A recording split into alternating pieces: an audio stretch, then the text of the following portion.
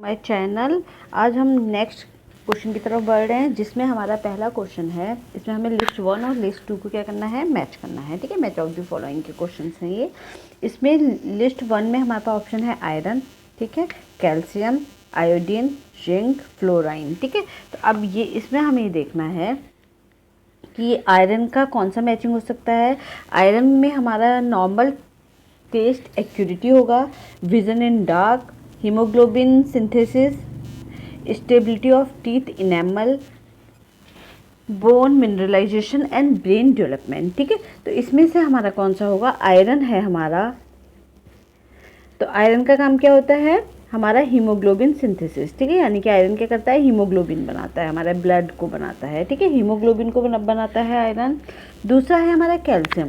Calcium क्या करेगा, आप ऑब्वियसली कैल्शियम का काम क्या है, बोन मिनरलाइजेशन। ठीक है, कैल्शियम क्या करेगा, बोन मिनरलाइजेशन का काम करता है। मतलब कि जैसे ही आपकी बोन्स कमज़ोर होने लगेंगी, बोन्स का जो कैल्शियम है हटने लगेगा, तो कैल्शियम उसमें दोबारा से लग करके क्या कर देगा, उसको मिनरलाइजेशन कर देगा। ठीक है, कैल्शियम बोन को वीक नहीं होने देता कैल्शियम। फिर नेक्स्ट है हमारा आयोडीन। आयोडीन का काम क्या है, stability of teeth enamel, bone mineralisation, brain development. ठीक है, आयोडीन का काम क्या है हमारा, ब्रेन डेवलपमेंट। 6th वाला आपने देखा होगा, ब्रेन डेवलपमेंट में आपने देखा होगा कि आयोडीन की कमी से हमें क्रिटिनिज्म हो जाता है, या फिर हमारा ब्रेन डेवलपमेंट, हमारा मेंटल रिटार्डेशन वाला जो केस है वो आता है। ठीक है, तो इसमें हमारा आयोडीन की कमी से क्या होगा, मेंटल रिटार्डेशन हो सकता है, या फिर ब्रेन डेवलपमेंट इफेक्ट होता है। ठीक है, जिंक किससे रिलेटेड है, जिंक हमारा रिलेटेड है नॉर्मल टेस्ट एक्यूरिटी से। ठीक है, नॉर्मल टेस्ट एक्यूरिटी से रिलेटेड कौन है, जिंक।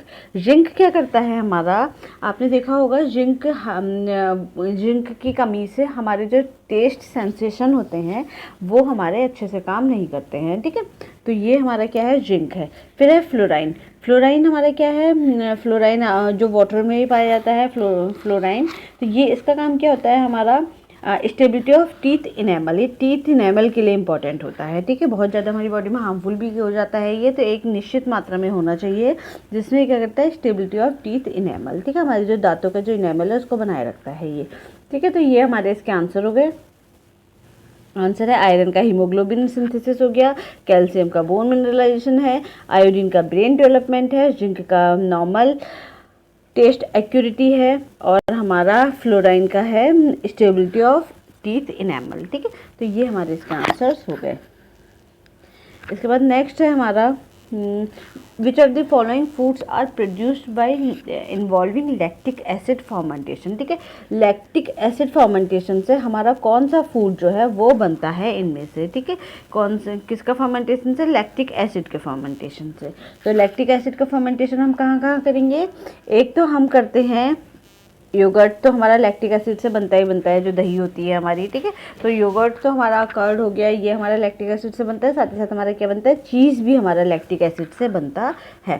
ठीक है, तो इसका आंसर क्या हो गया, योगर्ट और चीज़। ठीक है, बाकी ये जो बियर है, बियर और विनेगर, ये हमारा सेल खुद ही फर्मेंट होते हैं, इनमें लैक्टिक एसिड नहीं यूज़ होता है। ठीक है, तो हमारा आंसर क्या है इसका, योगर्ट और चीज़। आंसर है हमारा योगर्ट और चीज़। ठीक है, next, quick service restaurants offer the nutritive value of their menus on. ठीक है, तो कुछ हमारे क्विक सर्विस रेस्टोरेंट्स होते हैं, कुछ क्विक सर्विस रेस्टोरेंट है जो अपनी न्यूट्रिटिव वैल्यू को उनके मेन्यू में दिखाते हैं। ठीक है, तो कहाँ दिखाते हैं वो न्यूट्रिटिव वैल्यू को अपने मेन्यू में, मेन्यू कार्ड में दिखाते हैं। नहीं, मेन्यू कार्ड में नहीं दिखा सकते, क्योंकि बहुत सारा पेजेस हैं न्यूट्रिटिव वैल्यू में। डिस्प्ले बोर्ड में नहीं दिखा सकते, क्योंकि डिस्प्ले बोर्ड क्या है हमारा, एक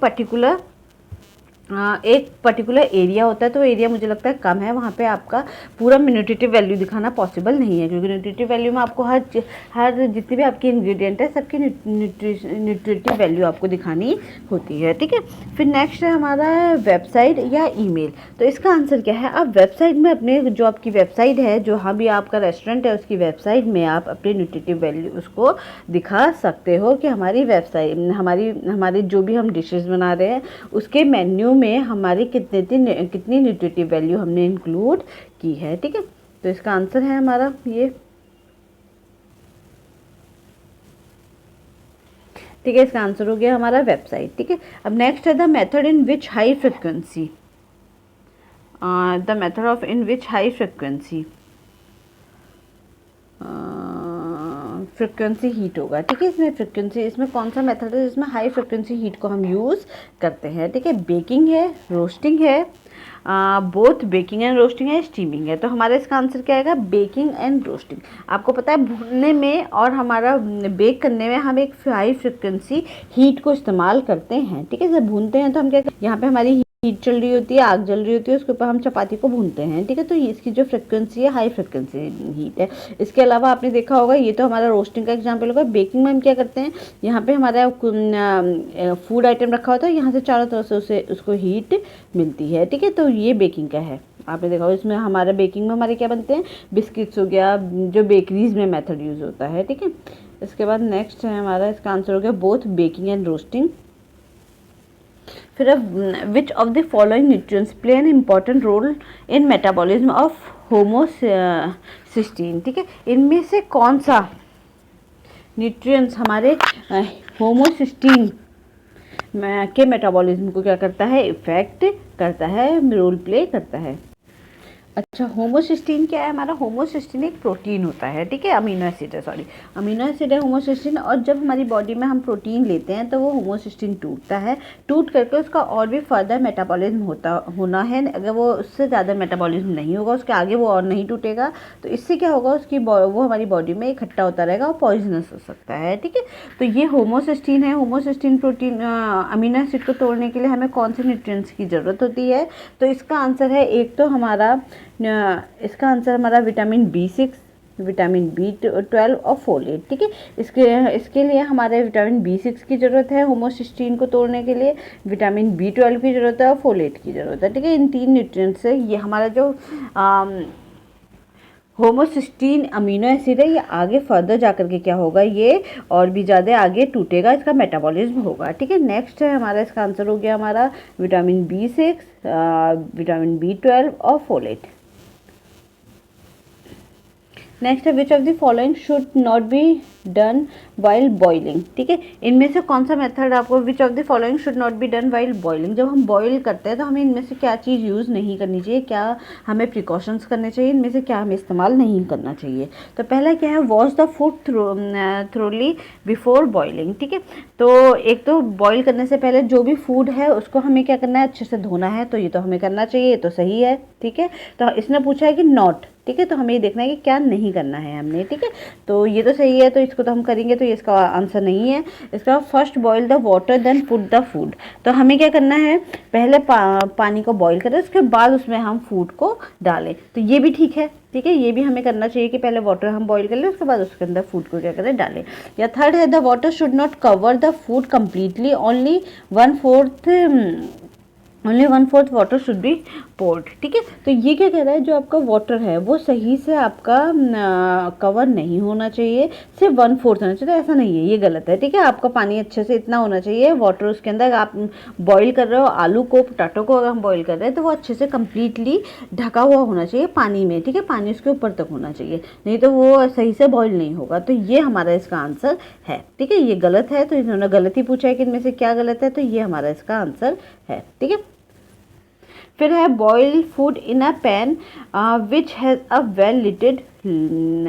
वेल फिटेड लिड, ठीक है। हमें एक ऐसे पैन में फूड को बॉईल करना चाहिए जिसका जो लिड है, यानी कि जो ढक्कन है, वो अच्छे से फिट हो, तो ये सही है, ये तो हमें करना ही चाहिए। जैसे कुकर वगैरह है, अच्छे से हमें लिड उसमें बॉईल करेंगे तो हमारा फूड जो है जल्दी बॉईल हो जाएगा। तो कौन सा है इसमें जो ये इन्होंने गलत बोला है, तो ये गलत ऑप्शन ये है, बाकी ये सही ऑप्शन है। तो इसका आंसर क्या होगा, आंसर थर्ड, ठीक है। The water should not cover the food completely, only 1/4 water should be poured, ठीक है। तो ये गलत इन्होंने बोला है। नेक्स्ट है हमारा which of the following is an inhibitor found in a pulses, ये हमने पहले भी देख लिया है। इनमें से कौन सा इनहेबिटर है जो हमारा पल्सेस में पाया जाता है, ठीक है। जनरली पल्सेस में हमारे जो पल्सेस हैं उनमें हमारे बहुत सारे इनहेबिटर्स पाए जाते हैं, तो इनमें से कौन सा पाया जाता है, तो ट्रिप्सिन इनहेबिटर हमने देखा था, तो इसमें से कौन सा पाया जाएगा, ट्रिप्सिन इनहेबिटर इसमें पाया जाता है, ठीक है। बाकी इनमें से कोई भी हमारा पल्सेस में नहीं पाया जाता है, ठीक है। तो इनहेबिटर्स क्या थे, इनहेबिटर्स वो होते हैं जो हमारी बॉडी में न्यूट्रिएंट्स को बांध देते हैं, न्यूट्रिएंट्स को यूज़ नहीं होने देते हैं, ठीक है। इसीलिए पल्सेस को अच्छे से पका के खाना चाहिए, ताकि जो उसका ट्रिप्सिन इनहिबिटर्स हैं या और कोई इनहिबिटर्स उसके अंदर है तो वो क्या हो जाएगा, डीएक्टिवेट हो जाएगा। ठीक है, इसका आंसर है हमारा ट्रिप्सिन। नेक्स्ट है हमारा, which of the following method is the way of cooking food by dry heat. इनमें से कौन सा मेथड जो है वो हमारा the way of cooking food by dry heat, following method is the way of cooking by dry heat से कौन सा वाला कुकिंग मेथड हम यूज़ करते हैं। तो बेकिंग है, रोस्टिंग है, बोथ बेकिंग एंड रोस्टिंग है, स्टीमिंग है। तो इसका आंसर क्या होगा, ऑब्वियसली बहुत ही आसान है। आप ड्राई हीट में कौन सा यूज़ कर रहे हो, बेकिंग यूज़ कर रहे हो, रोस्टिंग यूज़ कर रहे हो, या फिर दोनों यूज़ कर रहे हो, या फिर स्टीमिंग यूज़ कर रहे हो। तो स्टीमिंग हमारा ऑब्वियसली इसमें वाटर आ गया, स्टीम तो हम वाटर के थ्रू देते हैं ना, तो इसमें ये हमारा वेट मेथड में आएगा। ठीक है, वेट में आएगा। तो और बाकी ये दोनों हमारे किस में आएंगे, ड्राई में आएंगे, क्योंकि इसमें हम क्या यूज़ करते हैं, ड्राई मेथड यूज़ करते हैं। ठीक है, बोथ बेकिंग एंड रोस्टिंग। ठीक है, नेक्स्ट है हमारा, choose the characteristic of the non perishable food. ये बहुत आसान क्वेश्चन है, ये मुझे लगता है अभी DSSB में आया था, उसका क्वेश्चन है ये।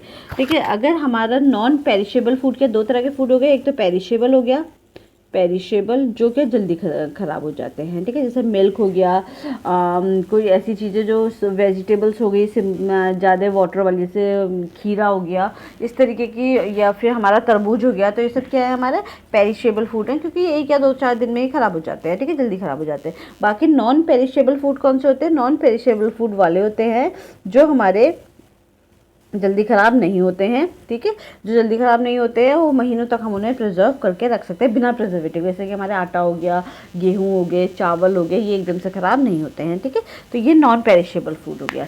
तो इसमें क्या है, choose the characteristic of the non perishable food. अब इसमें से नॉन पेरिशेबल फूड का क्या कैरेक्टरिस्टिक्स है, तो do not spoil at all, जो कभी ख़राबी नहीं होता। नॉन पेरिशेबल फूड ये क्या कहते हैं कि जो कभी ख़राबी नहीं होता है, ऐसा होता है नॉन पेरिशेबल फूड। ठीक है, या take long time to spoil, या जिन्हें ख़राब होने में थोड़ा ज़्यादा टाइम लगता है, ये इन्होंने बोला है ऑप्शन में। Take shorter time to get spoil, या फिर जो जल्दी ख़राब हो जाते हैं, कम समय में ख़राब हो जाते हैं।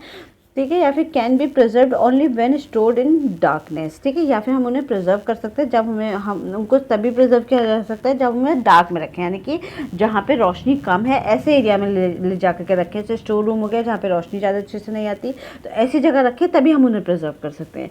तो इसमें से ये सब गलत हैं। इसका जो सही है, एक तो do not spoil at all, ऐसा नहीं है कि नॉन पेरिशेबल फूड कभी ख़राब ही नहीं होंगे, वो होंगे कभी ना कभी। हर चीज़ की एक्सपायरी होती है, जो भी हमारी वर्ल्ड में है, हमारी अर्थ में चीज़ है, वो एक ना एक एक्सपायरी, एक ना एक दिन एक्सपायर होगी। तो ये कभी ना कभी ख़राब होंगे ही होंगे। तो ये ऑप्शन नहीं है होगा इसका, क्योंकि कभी ना कभी तो ख़राब होंगे। लंबा समय लेता है, इसका ऑप्शन क्या होगा, take long time to spoil, मतलब स्पॉइल होने में क्या लेगा, वो लंबा समय लेता है। ठीक है, स्पॉइल होने में क्या लेता है, वो लंबा समय लेता है।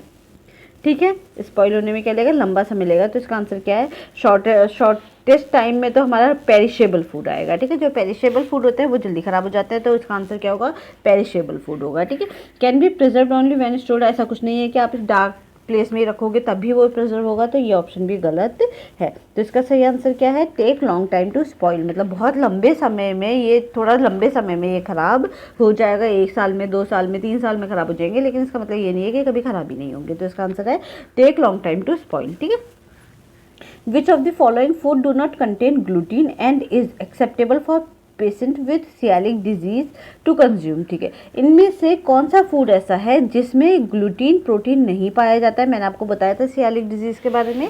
तो ऐसा कौन सा फूड है जिसमें ग्लूटीन प्रोटीन नहीं पाया जाता है, और ये हम ग्लूटीन प्रोटीन नहीं खाया जाता है और पाया जाता है, और सियालिक डिजीज़ वाले इसको कंज्यूम कर सकते हैं।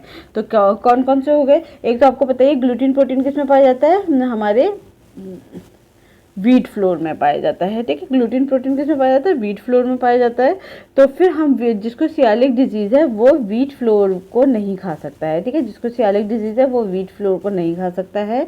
तो और बाकी राइस फ्लोर में ग्लूटीन प्रोटीन नहीं पाया जाता है, ग्राम फ्लोर में ग्लूटीन प्रोटीन नहीं पाया जाता है, और कॉर्न फ्लावर में ग्लूटीन प्रोटीन नहीं पाया जाता है, सिर्फ व्हीट फ्लावर में ये पाया जाता है। ठीक है, तो हम जिसको सियालिक डिजीज़ है वो चावल के आटे का खा सकते हैं, ग्राम फ्लोर को जो दालों का आटा होता है वो खा सकते हैं, या जो हमारा मक्के का आटा कॉर्न फ्लावर होता है उसको हम खा सकते हैं। तो इसका आंसर क्या होगा हमारा, राइस फ्लावर, ग्राम फ्लावर और कॉर्न फ्लावर। तो ये हम जो हमारा सियालिक डिजीज़ वाला पेशेंट है उसको हम ये दे सकते हैं, ठीक है।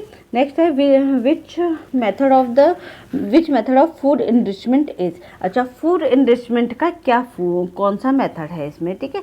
तो इस फूड इनरिचमेंट का मतलब क्या है, सिंपल मैं दाल पका के खा रही हूँ तो उसमें इतना की जगह अगर मैं उसे फर्मेंटेशन करके खाऊं, सॉरी जर्मिनेशन करके खाऊं, तो उसको उसके जो न्यूट्रिएंट्स है वो मेरी बॉडी में ज़्यादा बेहतर तरीके से लगेंगे, ठीक है। तो इसमें क्या है, एक तो कॉम्बिनेशन मेथड है, ठीक है, फर्मेंटेशन मेथड है और जर्मिनेशन मेथड है। तीनों ही क्या है, फूड इनरिचमेंट के मेथड है, मतलब जो भी फूड है उसकी क्वालिटी को ज़्यादा बढ़ा के जब हम खा रहे हैं। जैसे कॉम्बिनेशन में क्या है, अगर हम दाल और चावल को एक साथ खाएंगे तो जो अमीनो एसिड हमारे दाल में कम है वो प्रोटीन चावल के अमीनो एसिड से कंपनसेट हो जाएगा, और जो चावल में अमीनो एसिड कम है वो हमारे दाल के अमीनो एसिड से कंपनसेट हो जाएंगे, ठीक है। तो ये हमारा कॉम्बिनेशन मेथड है कि जो न्यूट्रिएंट्स हमारे किसी एक फूड में कम है तो उसकी जगह हम दूसरा फूड उसके साथ ही ले लें ताकि दूसरा न्यूट्रिएंट जो वो सभी न्यूट्रिएंट्स जो हमें मिल सकें, ठीक है। फर्मेंटेशन में हम क्या करते हैं, फर्मेंटेशन में मैंने पढ़ाया है कार्बोहाइड्रेट के वाले चैप्टर में, उसमें जो हमारी शुगर्स होती हैं वो सिंपल शुगर में कन्वर्ट होकर टूट जाती हैं, तो उससे क्या होगा, हमारा हम आसानी से वो हमारी बॉडी में डाइजेस्ट हो जाएगा, तो ये भी आसान है। जर्मिनेशन में हम न्यूट्रिएंट्स को ईजिली अवेलेबल हो जाते हैं हमारी बॉडी के लिए, जो भी हमने जर्मिनेशन कराए हैं अपने न्यूट्रिएंट्स को, तो वो क्या होंगे, हमारी बॉडी में इजीली अवेलेबल होंगे, आसानी से हमारी बॉडी में लगेंगे, ठीक है। तो ये जर्मिनेशन का एग्जांपल है। आंसर क्या क्या है इसमें, सभी हैं, सभी आंसर है, सभी हमारे तीनों ही कॉम्बिनेशन मेथड, फर्मेंटेशन मेथड और जर्मिनेशन मेथड, तीनों ही हमारे क्या है, फूड इनरिचमेंट के मेथड हैं, ठीक है। फिर है the emulsifier use in mayonnaise, ठीक है। मायोनीज में कौन सा इमल्सीफायर हम इस्तेमाल करते हैं, ठीक है। तो मायोनीज में हमने कौन सा वाला इमल्सीफायर यूज़ किया है, आपको पता ही है, मायो जो बनाते हैं, जो मार्केट में आपको बनी बनाई मायो मिलती है, उसमें हम कौन सा वाला इमल्सीफायर यूज़ करते हैं, मायोग्लोबिन, सेलुलोज, सोया प्रोटीन या फिर आपका लिसिथिन, ठीक है। तो सोया प्रोटीन, सेलुलोज और मायोग्लोबिन हमारा लिसिथिन नहीं होता है, सॉरी इमल्सीफायर नहीं होता है, लिसिथिन हमारा एक इमल्सीफायर होता है, ठीक है। और लिसिथिन हमारा किसमें पाया जाता है, आपको पता ही है, लिसिथिन हमारा एग में पाया जाता है, जो एग योक है, एग का जो येलो वाला पार्ट होता है उसमें हमारा लिसिथिन पाया जाता है, ठीक है।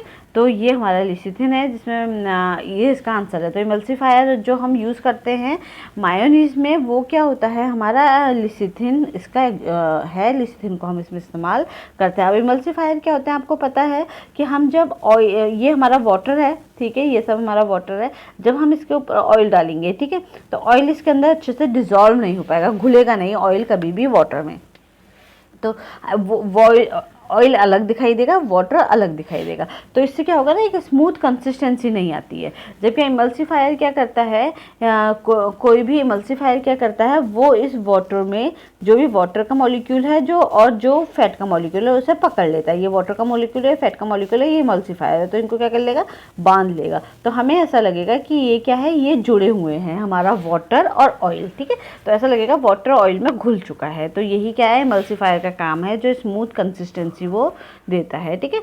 फिर है हमारा the nutritive value dash of food item can be increased by germination, ठीक है। जर्मिनेशन से हम कौन सी न्यूट्रिटिव वैल्यू को, फूड आइटम की कौन सी न्यूट्रिटिव वैल्यू को इंक्रीज कर सकते हैं, तो डाइजेस्टिबिलिटी हम करते हैं, या विटामिन ए इंक्रीज होता है, या विटामिन बी इंक्रीज होता है, विटामिन डी इंक्रीज होता है। तो इसका आंसर क्या है, डाइजेस्टिबिलिटी, ठीक है। इसका आंसर क्या है, डाइजेस्टिबिलिटी, इसमें हमारा डाइजेस्टिबिलिटी इंक्रीज होती है।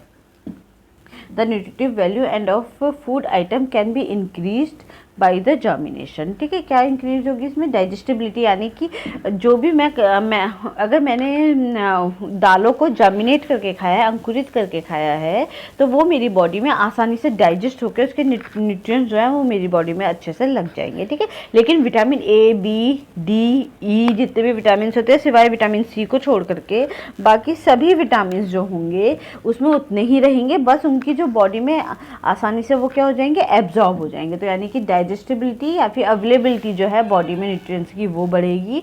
विटामिन ए, बी, डी उतने ही रहेंगे, बस उसकी बायो अवेलेबिलिटी बढ़ जाएगी कि वो आसानी से बॉडी में डाइजेस्ट हो जाएंगे। प्रोटीन भी सेम ही रहेगा, लेकिन प्रोटीन हमारी बॉडी में आसानी से डाइजेस्ट हो जाएगा अगर हम जर्मिनेटेड सीरियल्स या पल्सेस ले रहे हैं तो, ठीक है। फिर नेक्स्ट है हमारा ट्रिप्सिन इनहिबिटर्स। अब हमें इसको मैच ऑफ द फॉलोइंग में जाना है।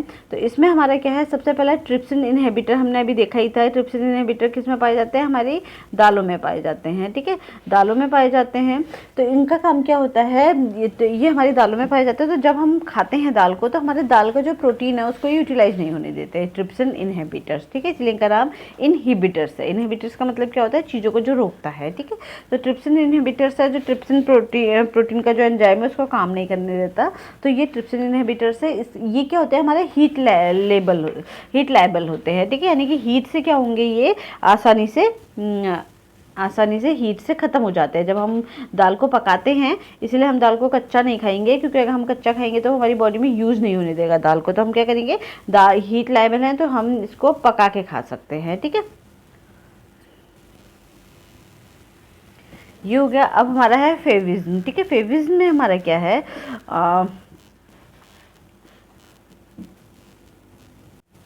इसमें ये हमारा एक जेनेटिक डिसऑर्डर है फेविज्म में। इसमें क्या होता है, हमारी जो आरबीसी होती हैं वो टूटती हैं, ठीक है। तो हीमोलिटिक एनीमिया के कारण हो सकता है, फेविज्म के कारण, क्योंकि आरबीसी डिस्ट्रॉय हो रही हैं। तो फेविज्म के कारण क्या होगा, हीमोलिटिक एनीमिया होगा, ठीक है। टैनिन्स हमारे किस में पाए जाते हैं, टैनिन्स हमारे पाए जाते हैं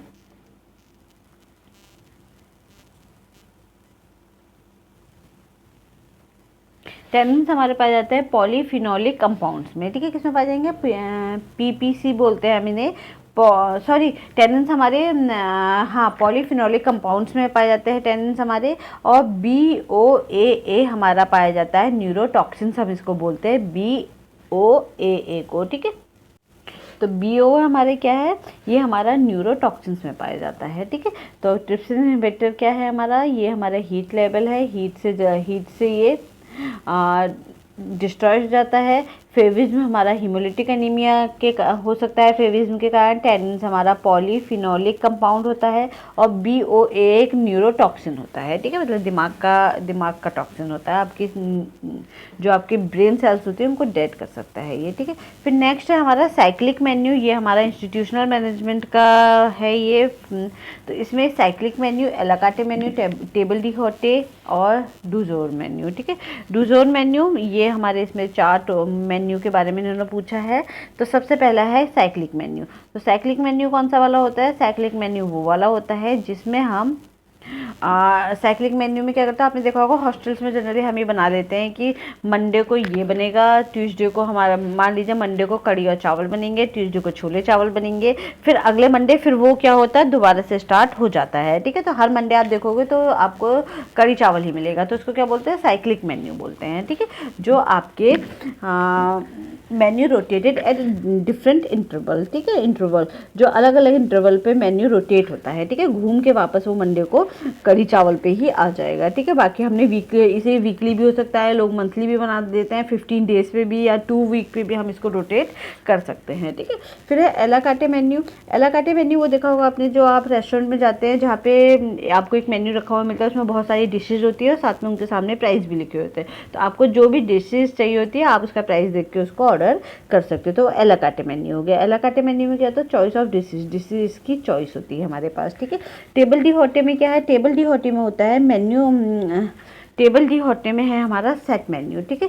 सेट मेन्यू होता है, सेट मेन्यू का मतलब क्या है कि एक पर्टिकुलर, जैसे कि आपने थाली सिस्टम देखा होगा, एक सेट मेन्यू होता है, उसमें आपका जो होस्ट होता है, इसीलिए इसको टेबल डी हॉटे बोलते हैं, क्योंकि जो आपका होस्ट होता है वही डिसाइड करता है कि आप क्या खाओगे, ठीक है। डूजो मेन्यू में क्या आता है, मेन्यू ऑफ द डे। इसमें हर रोज़ एक मेन्यू फिक्स कर दिया, हर रोज़ के लिए कोई नया मेन्यू बनाया जाता है कि आज का डिश ऑफ द डे या मेन्यू ऑफ द डे आपका स्पेशल ये है, ठीक है। तो जो आपने स्पेशल ऑफ द डे देखा होगा तो डूजोर मेन्यू है, ठीक है। तो ये हमारे इसके मेन्यू के टाइप हैं। तो साइक्लिक मेन्यू हो गया हमारा, menu rotated at different interval, a la carte menu, choice of dishes, table d'hote हमारा सेट मेन्यू होता है। सेट मेन्यू का मतलब क्या है, इसमें आपके पास चॉइस नहीं होगी, ठीक है। जैसे एलाकाटे मेन्यू में तो आपके पास चॉइस होती है, पर टेबल डी हॉटे में आपके पास कोई चॉइस नहीं होती है, जो आपका होस्ट खिलाएगा वही आपको खाना पड़ेगा, जैसे कि आपकी थाली सिस्टम में होता है, ठीक है। डूजोर मेन्यू में मेन्यू ऑफ द डे है, कुछ स्पेशल, हर दिन कुछ नया स्पेशल आपको मिलेगा, जो आपको, इसे चॉक बोर्ड मेन्यू भी बोलते हैं। रोज़ आपको कुछ ना कुछ स्पेशल बता दिया जाता है, आपके बाहर नोटिस ऐसा लगा दिया जाता है कि आज हमारे वहाँ स्पेशल छोले पूरी मिल रहे हैं, ठीक है। ये हो गया हमारा menu of the day, do जोर मेन्यू। ठीक है,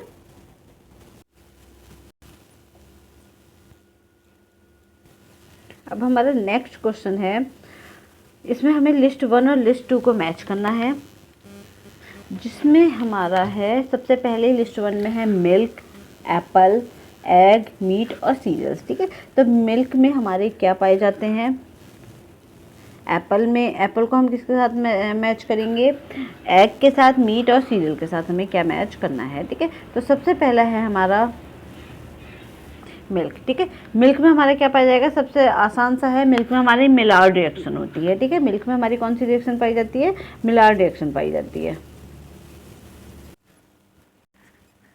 तो मिल्क में हमारी कौन सी मिलार्ड रिएक्शन पाई जाएगी, आपको पता ही है मिल्क के अंदर शुगर और प्रोटीन दोनों होते हैं, और शुगर और प्रोटीन जब आप एक दूसरे के साथ रिएक्शन करते हैं तो वहाँ क्या देखने को मिलती है, ब्राउनिंग देखने को मिलती है। ठीक है, जिसको हम क्या बोलते हैं, मिलार्ड रिएक्शन बोलते हैं। ठीक है, जब हम हीट करते जाएंगे मिल्क को तो मिल्क के अंदर की जो शुगर और प्रोटीन है वो आपस में रिएक्शन कर देंगे, और क्या होगा, वहाँ पे ब्राउनिंग आपको देखने को मिलेगी। ठीक है, एप्पल में क्या है हमारा, एप्पल में हमारा है जो आपने देखा होगा, एप्पल को हम क्या करते हैं, जब कट करके रख देते हैं एप्पल को। ठीक है, एप्पल को जब हम कट करके रखते हैं तो उसमें क्या देखें, आपने देखा होगा ब्राउनिंग रिएक्शन होती है। ठीक है, जिसे हम क्या बोलते हैं, एंजाइमेटिक ब्राउनिंग बोलते हैं।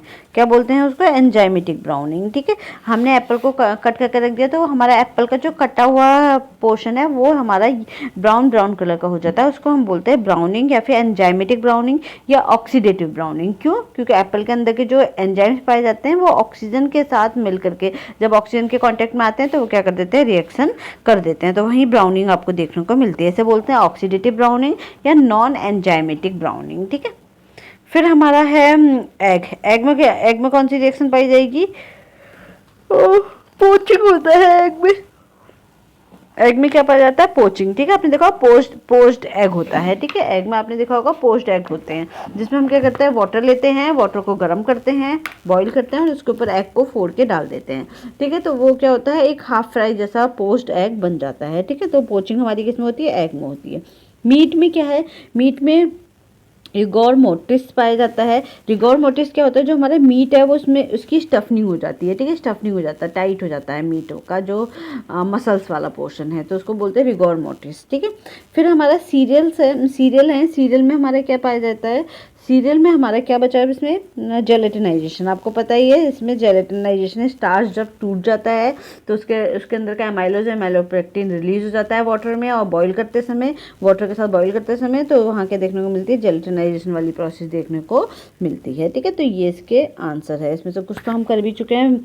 मिल्क हमारा क्या है, मिलार्ड रिएक्शन है, एप्पल हमारा एंजाइमेटिक ब्राउनिंग है, एग हमारा पोचिंग है, और मीट हमारा रिगोर मोटिस है, मीट में रिगोर मोटिस देखने को मिलेगा, और हमारा सीरियल्स में जेलेटिनाइजेशन है। ठीक है, फिर नेक्स्ट क्वेश्चन है, टोमेटो में हमारा क्या होता है, टोमेटो, व्हीट फ्लावर और हमारा मीट, मिल्क, एग, इनमें क्या क्या देखने को मिलता है। ठीक है, तो टोमेटो में हमें क्या देखने को मिलेगा, टोमेटो में हमारा लाइकोपीन होता है। लाइकोपीन क्या है, एक पिगमेंट है। ठीक है, पिगमेंट है, लाइकोपीन हमारा एक पिगमेंट होता है। तो टोमेटो में क्या देखने को मिलेगा, क्या मिलता है, लाइकोपीन पाया जाता है। व्हीट फ्लावर में क्या पाया जाएगा, आपका ग्लूटीन प्रोटीन पाया जाएगा। ठीक है, व्हीट फ्लावर में हमारा क्या पाया जाता है, ग्लूटीन प्रोटीन पाया जाता है। फिर हमारा मीट है, मीट में हमारा क्या पाया जाएगा, मायोग्लोबिन पाया जाता है। ठीक है, मायोग्लोबिन क्या है, प्रोटीन है। ठीक है, मीट में हमारा क्या है, मायोग्लोबिन प्रोटीन पाया जाता है। ठीक है, मिल्क में हमारा क्या पाया जाएगा, मिल्क में हमारा एल्कलाइन फॉस्फेट पाए जाते हैं। मिल्क में हमारा क्या पाया जाता है, एल्कलाइन फॉस्फेट पाए जाते हैं। ठीक है, एग में हमारा लिसिथिन पाया जाता है। ठीक है, ये इसके सही आंसर हैं। ठीक है, तो आप देखो, टोमेटो लाइकोपीन में पाया जाता है, व्हीट फ्लावर में हमारा ग्लूटीन पाया जाता है, मीट में मायोग्लोबिन पाया जाता है, मिल्क में हमारा एल्कलाइन फॉस्फेट पाया जाता है, और एग में लिसिथिन पाया जाता है। ठीक है, तो ये इसके कोड हो गए। नेक्स्ट है, which of the following fat is rich in the short and medium chain fatty acid. अच्छा, शॉर्ट चेन और मीडियम चेन फैटी एसिड में क्या रिच होता है? तो शॉर्ट चेन और मीडियम चेन फैटी एसिड्स किस में पाई जाती है? हमारी बटर में पाई जाती है। ठीक है, सबसे ज़्यादा किस में पाई जाती है? बटर में पाई जाती है। ये कि शॉर्ट चेन और मीडियम चेन फैटी एसिड क्या मतलब, अगर कम चेन मिलकर के बना रही है फैटी एसिड तो वो शॉर्ट चेन और मीडियम चेन में आएगा। अगर बहुत सारे फैटी एसिड्स मिलकर के चेन बना रहे हैं तो हमारे लॉन्ग चेन में और very long chain fatty acids में आएंगे। ठीक है, तो ये हमारे शॉर्ट चेन फैटी एसिड में बटर पाया जाता है। बाकी आलमंड, पीनट और मार्जरीन हमारे क्या हैं? ये तीनों हमारे लॉन्ग चेन के आंसर हैं। ठीक है, लॉन्ग चेन फैटी एसिड्स के। फिर नेक्स्ट है हमारा आंसर हो गया इसका बटर। इसके बाद है jam and jellies can be preserved by adding sugar at the concentration. अगर हम जैम और जेली बना रहे हैं, ठीक है, जैम और जेली अगर हम बना रहे हैं तो उसमें हम कितना परसेंट जो है शुगर डालेंगे ताकि हम उसे क्या कर सकें? प्रिजर्व कर सकें। तो 65% शुगर हमें डालना होता है जब हम जैम और जेली को बनाते हैं, ताकि हम क्या कर सकें? उसको आगे प्रिजर्व करके रख सकें। ठीक है, एज अ प्रिजर्व, इससे क्या होगी? उसकी कॉन्सेंट्रेशन यानी कि उसका जो गाढ़ापन आएगा, ठीक है, कॉन्सेंट्रेशन उसकी हाई होगा। ठीक है, क्लियर हुआ इतना? इसके बाद नेक्स्ट क्वेश्चन है, in the nutritional management of chronic renal failure are restricted in the diet. ठीक है, अगर आपका क्रोनिक रीनल फेलियर है तो इसमें से क्या आपको रिस्ट्रिक्ट करना है? ठीक है, एक तो रीनल क्या है? हमारा किडनी डिजीज़ है। किडनी का मेन काम क्या है? फिल्टर करना है। ठीक है, जनरली वो बहुत ज़्यादा किसको फिल्टर करती है? यूरिया को फिल्टर करती है। ठीक है, तो हम सबसे पहले क्या रिस्ट्रिक्ट करेंगे? हमारी अगर किडनी सही से काम नहीं कर रही तो सबसे पहले हम प्रोटीन को कम करेंगे, क्योंकि प्रोटीन से यूरिया ज़्यादा निकलेगा और यूरिया को उसको यूरिन के थ्रू बाहर निकालना होगा। तो हम प्रोटीन रिस्ट्रिक्ट करेंगे जिससे किडनी पे ज़्यादा बर्डन ना पड़े। ठीक है, इसके साथ ही साथ हम सोडियम करेंगे, क्योंकि सोडियम अगर बॉडी में घूमता रहेगा तो वो बीपी बढ़ाएगा। ठीक है, क्योंकि किडनी वैसे सोडियम को बाहर नहीं निकाल पा रही है, एक्स्ट्रा सोडियम को फिल्टर नहीं कर पा रही है, और वो अगर बॉडी में घूमता रहेगा तो हार्ट प्रॉब्लम बना सकता है। साथ ही साथ हम वाटर को रिस्ट्रिक्ट करेंगे, कम वाटर लेंगे, क्योंकि किडनी क्या कर रही है? बॉडी से वाटर को बाहर नहीं निकाल पा रही है। तो हमारा आंसर क्या हो गया? प्रोटीन, सोडियम और वाटर। ठीक है, बाकी कार्बोहाइड्रेट को रिस्ट्रिक्ट करने की ज़रूरत नहीं है और एनर्जी को रिस्ट्रिक्ट करने की ज़रूरत नहीं है। तो हमें किसको कम करना है? प्रोटीन को, सोडियम को, वाटर को। फिर है large food service institution are formal competitive bid buying. ठीक है, कि जो हमारे लार्ज फूड सर्विस इंस्टीट्यूशंस होते हैं, जो बड़े बड़े सर्विस इंस्टीट्यूशंस होते हैं, उसमें हम क्या करते हैं? फॉर्मल बिडिंग को यूज़ करते हैं। तो ये आंसर, ये ट्रू है, अजर्शन जो है ये हमारा ट्रू है, क्योंकि आप देखोगे जो बड़े बड़े इंस्टीट्यूशंस होते हैं, चाहे गवर्नमेंट के ले लो, नॉन गवर्नमेंट के ले लो, तो वो बिड मेथड को ही यूज़ करते हैं। ठीक है, बिडिंग होती है ना कि मुझे कुछ सामान खरीदना है, मैंने न्यूज़पेपर में दे दिया कि मुझे ये सामान खरीदना है, लोग आकर के अपना टेंडर भर के मुझे बिडिंग लगाते हैं। ठीक है, तो वो फॉर्मल मेथड यूज़ करते हैं। तो ये तो आपका ट्रू है, ऐसा होता है। ठीक है, here the purchase goes to the wholesale market and bids the price। तो यहाँ परचेजर यानी कि जिसको खरीदना है वो होलसेल मार्केट में जाएगा, अपना बिड करेगा प्राइस को। तो ये फॉल है, ऐसा नहीं होता, परचेजर नहीं जाता, बल्कि जो लोगों को प्रोडक्ट बेचना है वो आते हैं। ठीक है, उसके पास। समझ में आ गया? तो ये फॉल है और जो ऊपर वाला है वो ट्रू है। फिर नेक्स्ट है हमारा, इनमें तो वही नहीं पढ़े हैं। ओके गर्ल्स, आगे के क्वेश्चंस में कुछ ये इफ़ेक्ट्स नहीं पढ़े हैं, तो हम इसको नेक्स्ट क्लास में कंटिन्यू करेंगे। आज के लिए इतना ही काफ़ी है। Thank you everyone, have a nice day.